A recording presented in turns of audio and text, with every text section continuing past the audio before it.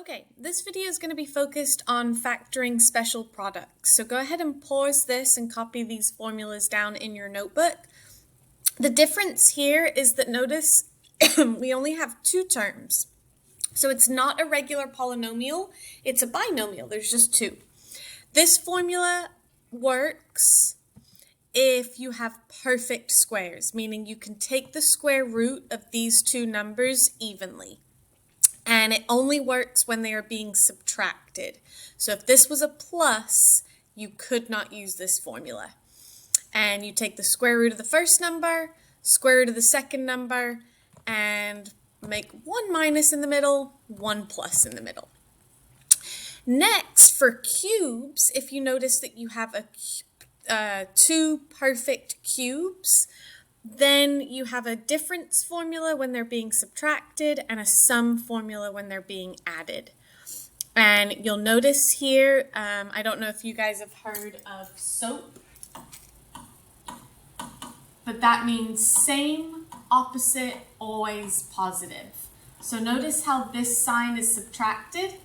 So this is the same. This is your opposite, so it's a positive, and then always positive, okay? And same difference when it's sum of cubes, same sign, opposite sign, always positive. And these are just formulas. You take the cubed root of both of these numbers to come up with your A and your B value and simply plug them into the formula. So it looks overwhelming, but you'll see that these are actually the easiest type of factoring. So let's get started. Okay, notice for our first example, they are both perfect squares, right? I can take the square root of 4, it gives me 2, and when I take the square root of x squared, I end up with an x. And when I take the square root of 9, I end up with 3. Well, you've already got your A and your B. So we can take 2x minus 3, and then we need 2x plus 3, and you're done. So again, just to reiterate, you take the square root of both terms and plug them into your formula, one positive, one minus. All right, let's take a look at the next example. Square root of x to the 4th, we can do that. Square root of x to the 4th is x squared. And then the square root of 64 is 8. So again, that works out perfectly. We have our first value, our A and our B. X squared minus 8, x squared plus 8. And if you wrote those differently, if you did x squared plus 8, x squared minus 8, you're totally fine. They're the same thing. And if you're like, well, wait, can't I keep going? There's two terms. You can't because you don't know what the square root of 8 is. That's not a perfect square. So this would be as simplified as you'd want to leave it. Okay, the final example, x squared plus 49.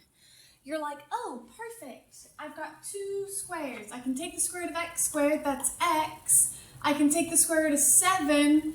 However, that plus sign in the middle is not a subtraction. There is no sum of squares. So this, we would say it's prime.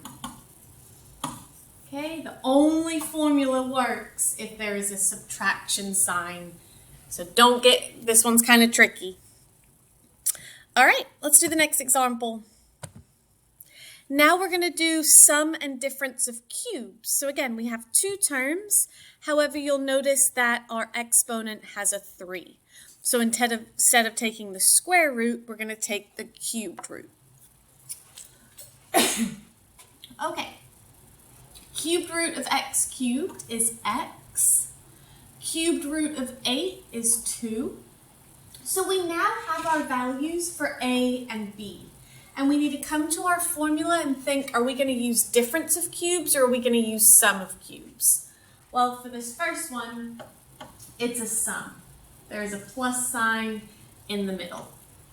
So now you are going to take your two values for A and B and simply plug them into the formula.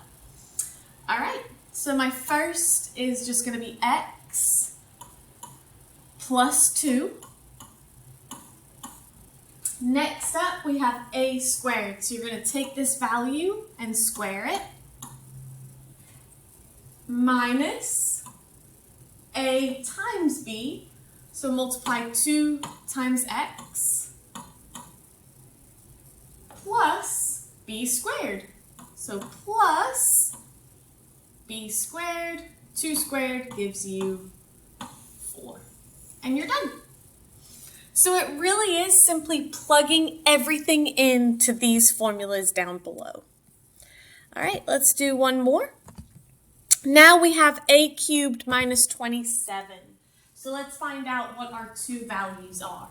We can take the cubed root of a cubed, that gives me an a. And we can take the cubed root of 27, right? Cubed root of 27 gives you 3. So we now have our values for a and for b. Notice how this is being subtracted, so we're going to use the difference of cubes formula, this one right here. All right, so let's plug everything in. We have a minus b, so a minus b. Next up, we have a squared, so a squared, plus a times b, so plus 3 times a, plus b squared, so plus 3 squared, which gives you 9. And you're done.